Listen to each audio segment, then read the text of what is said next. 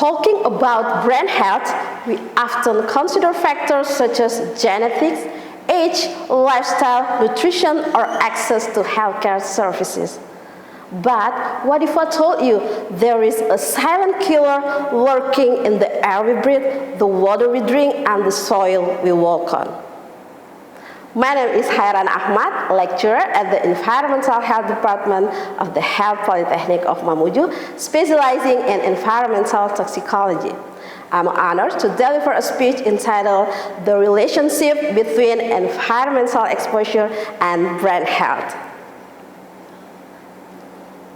Nowadays, our brains are silently threatened by what we breathe, our dietary consumption, and even the environment we live in. Air pollution, heavy metals, industrial toxins, and even pesticides are environmental exposures that pose hidden threats as they can cross the blood-brain barrier.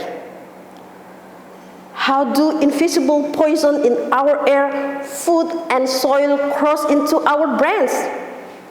Yep, these toxic substances have the ability to bypass the body's natural defense system, known as the blood-brain barrier. Once inside, they initiate harmful processes such as oxidative stress, neuroinflammation, and direct neuronal damage, paving the way for serious conditions like Alzheimer's, Parkinson's, and cognitive delays in children. Truly terrifying. Numerous studies have shown that exposure to heavy metals such as lead, cadmium, mercury, and manganese can result in neurobehavioral disorders as well as memory and cognitive decline. One of the most reputable cohort study, the Mamuju Diet and Cancer Study, provides strong evidence supporting the relationship between heavy metal exposure and dementia. Centered on a Swedish population-based cohort, the study highlights the effects of cadmium in increasing the risk of dementia and reinforces the association between heavy metals and brain health. As a researcher in environmental toxicology, I'm particularly concerned about environmental exposure and their impact on brain health.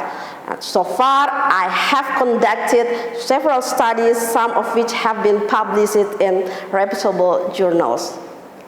Much of my research focuses on the presence of heavy metals in the environment and their potential health effect. Several of my completed studies consistently demonstrate the presence of harmful environmental substances capable of entering the human body.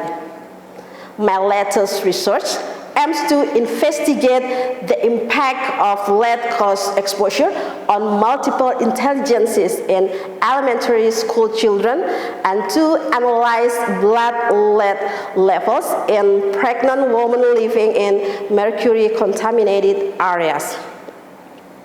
Well, this is not merely a health issue.